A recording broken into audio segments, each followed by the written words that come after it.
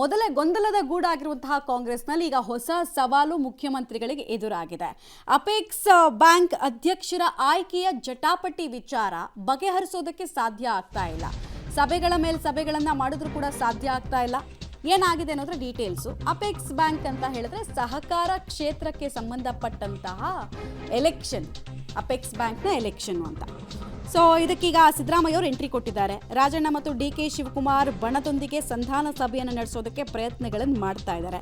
Official ಆಗಿ ಒಂದು meeting, ನಾಳೆ ಇನ್ನೊಂದು ಮೀಟಿಂಗ್ ಮಾಡ್ತೀವಿ ಅಂತಿದ್ದಾರೆ. ಬಟ್ ಅನ್ಅಫಿಷಿಯಲ್ ಆಗಿ ಸುಮಾರು ಸುತ್ತಿನ ಮಾತುಕತೆಗಳು ಆಗಿದೆ, ಸಾಧ್ಯ ಆಗ್ತಾ ಇಲ್ಲ ಬಗೆಹರಿಸೋದಕ್ಕೆ. ಇಬ್ಬರನ್ನ ಸೇಮ್ ಪೇಜಿಗೆ ತರೋದಕ್ಕೆ ಒದ್ದಾಡ್ತಾ ಇದ್ದಾರೆ. 5 ಜನ ಮಾಜಿ ಅಪೆಕ್ಸ್ ಬ್ಯಾಂಕ್ನ ಅಧ್ಯಕ್ಷರಿಗೆ ಜವಾಬ್ದಾರಿ ಕೊಡೋ ವಿಚಾರ ಮತ್ತು ಪ್ರಸ್ತುತ ಸರ್ಕಾರ ಬಂದು 2.5 ವರ್ಷ ಆದರೂ ಕೂಡ ಬಿಜೆಪಿಯ ಶಾಸಕರಿಗೆ ನೇತೃತ್ವವನ್ನು ವಹಿಸಲಾಗಿತ್ತು. ಅದು ಕೂಡ ಮೂಲ ಕಾಂಗ್ರೆಸ್ಸಿಗರ ಕಣ್ಣು ಕೆಂಪಗಾಗಿಸಿದೆ. ಇದೆಂತ ಅಡ್ಜಸ್ಟ್ಮೆಂಟು ಅಂತ. ಸೊ ಇದೆಲ್ಲವನ್ನ ರಿಪೇರಿ ಮಾಡೋ ಕೆಲಸ, ಹೊಣೆಗಾರಿಕೆಯನ್ನ ಮುಖ್ಯಮಂತ್ರಿಗಳಿಗೆ ವಹಿಸಲಾಗಿದೆ. ಅವರು ಕೂಡ ಸಂಧಾನ ಸಭೆಗಳನ್ನು ಮಾಡ್ತಾ ಇದ್ದಾರೆ. ಬಟ್ ಇಲ್ಲಿ ತನಕ ಸಂಧಾನ ಸಭೆಯಿಂದ ಮೂಡಿ ಬಂದ ಫಲ ಏನು ಕೇಳಿದ್ರೆ ಏನೂ ಇಲ್ಲ, ಶೂನ್ಯ. ಸೊ ನಾಳಿನ ಸಭೆನಲ್ಲಾದರೂ ಬಗೆಹರಿಸೋದಕ್ಕೆ ಸಾಧ್ಯ ಆಗುತ್ತಾ ನೋಡಬೇಕು. ಸಹಕಾರ ಕ್ಷೇತ್ರದಲ್ಲಿ ವಿಪರೀತ ಹಿಡಿತವನ್ನು ರಾಜಣ್ಣ ಅವರು ಹೊಂದಿದ್ದಾರೆ. ಆ ಹಿಡಿತವನ್ನು ತೆಗೆದಾಕಬೇಕು ಅನ್ನೋದು ಡಿ.ಕೆ. ಶಿವಕುಮಾರ್ ಬಣದ ಇಚ್ಛೆ. ಹಾಗಾದರೆ ಡಿ.ಕೆ. ಶಿವಕುಮಾರ್ ಬಣದ ವಾದ ಏನು? ಮಾಜಿ ಸಚಿವ ರಾಜಣ್ಣ ವಿರುದ್ಧ ಡಿ.ಕೆ. ಟೀಮ್ ಅಪೆಕ್ಸ್ ಬ್ಯಾಂಕ್ ಅಧ್ಯಕ್ಷಗಿರಿಯ ವಿಚಾರಕ್ಕೆ ಮುಗಿಬಿದ್ದಿದೆ. ಸಚಿವರಾಗಿದ್ದಾಗಲೇ ಪಕ್ಷ ವಿರೋಧಿ ಧೋರಣೆಯನ್ನು ತೋರಿಸಿರುವಂತಹ ಆರೋಪ. ಬೆಳ್ಳಿ ಪ್ರಕಾಶ್ ಅವರ ಆಯ್ಕೆಯ ವಿಚಾರದಲ್ಲಿ ರಾಜಣ್ಣ ತೆಗೆದುಕೊಂಡಂತಹ ನಿರ್ಧಾರ. ರಾಜಣ್ಣ ಅವ್ರಿಗೆ ನಾವು ಯಾಕೆ ಬೆಂಬಲ ಕೊಡಬೇಕು? ಬೇರೆಯವ್ರಿಗೆ ಅವಕಾಶ ಕೊಡಲಿ, ನಾವು ಕೂಡ ಸಪೋರ್ಟ್ ಮಾಡ್ತೀವಿ. ರಾಜಣ್ಣ ಹೊರತುಪಡಿಸಿ ಈ ಹಿಂದೆ ಕಾಂಗ್ರೆಸ್ನವ್ರಿಗೆ ಅವಕಾಶ ಮಾಡಿಕೊಡ್ಲಿಲ್ಲ ರಾಜಣ್ಣ. BJPಯ ಬೆಳ್ಳಿ ಪ್ರಕಾಶ್ ಅವರನ್ನು ತಂದು ಕೂರಿಸಿದ್ರು, ಸಪೋರ್ಟ್ ಮಾಡಿದ್ರು. ಈಗ ಅವ್ರು ಹೋಗ್ತಿದ್ದೀವಿ ಅಂತಿದ್ದಾರೆ. BJPಯ ಬೆಳ್ಳಿ ಪ್ರಕಾಶ್ ಅವರನ್ನು ಅಧ್ಯಕ್ಷ ಸ್ಥಾನದಿಂದ ಇಳಿಸಲಿಲ್ಲ, ಅವಕಾಶ ಇತ್ತು. ಆಡಳಿತಾರೂಢದವರೇ ಅಪೆಕ್ಸ್ ಬ್ಯಾಂಕ್ನ ಅಧ್ಯಕ್ಷರಾಗೋದಕ್ಕೆ ಅವಕಾಶ ಇರುತ್ತೆ. CM ಆಗಿದ್ದ ನೀವೇ ಹೇಳಿದ್ರು ಕೂಡ ರಾಜಣ್ಣ ಅವತ್ತು ಅಪೆಕ್ಸ್ ಬ್ಯಾಂಕ್ ಅಧ್ಯಕ್ಷರ ವಿಚಾರದಲ್ಲಿ, ಬೆಳ್ಳಿ ಪ್ರಕಾಶ್ ವಿಚಾರದಲ್ಲಿ ಸರಿಯಾಗಿ ಸಹಕರಿಸಲಿಲ್ಲ. ಈಗ ಇದ್ದಕ್ಕಿದ್ದಂಗೆ ನಾವು ಅಧ್ಯಕ್ಷರಾಗ್ತೀವಿ ಅಂದರೆ ನಾವೇ ಯಾಕೆ ಬಿಡಬೇಕು ಅಂಥೇಳಿ ಸ್ವತಃ ಡಿ.ಕೆ. ಶಿವಕುಮಾರ್ ಕೈಗೂ ಕೂಡ ಅವತ್ತು ಸಿಗಲಿಲ್ಲ ರಾಜಣ್ಣ ಅವರು. ಈಗ ಬಂದಿದ್ದಾರೆ ಎಲೆಕ್ಷನ್ಗೆ. ರಾಜಣ್ಣ ಬಿಟ್ಟು ಬೇರೆ ಯಾರು ನಿಂತರೂ ಕೂಡ ನಾವು ಸಪೋರ್ಟ್ ಮಾಡ್ತೀವಿ ಅಂತ. ಇದು KN ರಾಜಣ್ಣ ಪಕ್ಷ ವಿರೋಧಿ ಚಟುವಟಿಕೆ ಅಲ್ವಾ ಅಂಥೇಳಿ ಮುಖ್ಯಮಂತ್ರಿಗಳ ಗಮನಕ್ಕೆ ಡಿ.ಕೆ. ಬಣದವರು ತರ್ತಾ ಇದ್ದಾರೆ. DKಶಿ ಬೆಂಬಲಿತ ನಿರ್ದೇಶಕರಿಂದ ರಾಜಣ್ಣ ವಿರುದ್ಧ ಈ ರೀತಿಯ ಆರೋಪ, ಅಪಸ್ವರ ಕೇಳಿ ಬರ್ತಾ ಇದೆ. ಇನ್ಫ್ಯಾಕ್ಟ್ ನಾಡ್ದೇನೆ ಇರೋ ಚುನಾವಣೆ 29ಕ್ಕೆ ನಾಳೆ ಮತ್ತೊಂದು ಸುತ್ತಿನ ಸಂಧಾನದ ಸಭೆಯನ್ನು ನಡೆಸೋದಕ್ಕೆ CM ಸಿದ್ದರಾಮಯ್ಯನವರು ಮುಂದಾಗ್ತಾರಂತೆ. ಇದು ಫಲಪ್ರದವಾಗುತ್ತಾ ಅಂಥೇಳಿ.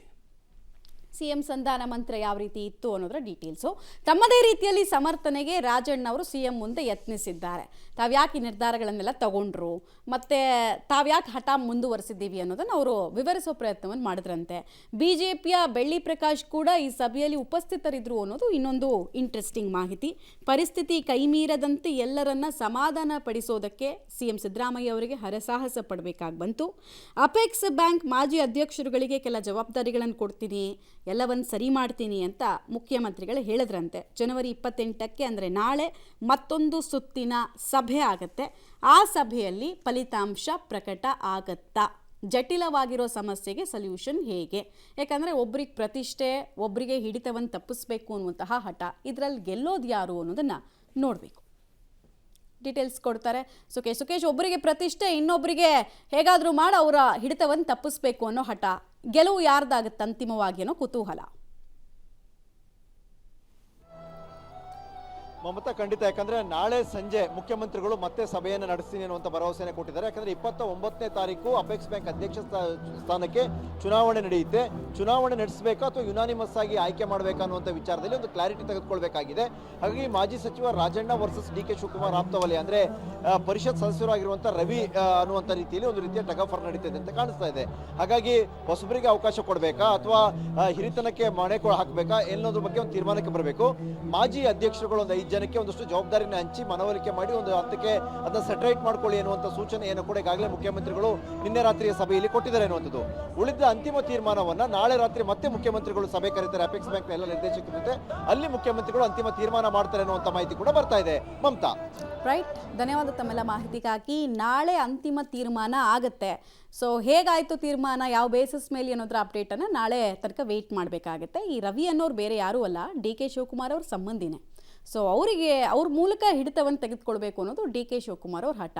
ತುಮಕೂರು ರಾಜಕಾರಣದಲ್ಲಿ Rajanna versus D K Shivakumar ಬಣದವರ ಸಂಘರ್ಷದ ಮತ್ತೊಂದು ಅಧ್ಯಾಯ ಈ ಸಹಕಾರ ಕ್ಷೇತ್ರಕ್ಕೆ ಸಂಬಂಧಪಟ್ಟಂತಹ ಚುನಾವಣೆ ಅಂದರೆ ತಪ್ಪಾಗಲಿಕ್ಕಿಲ್ಲ.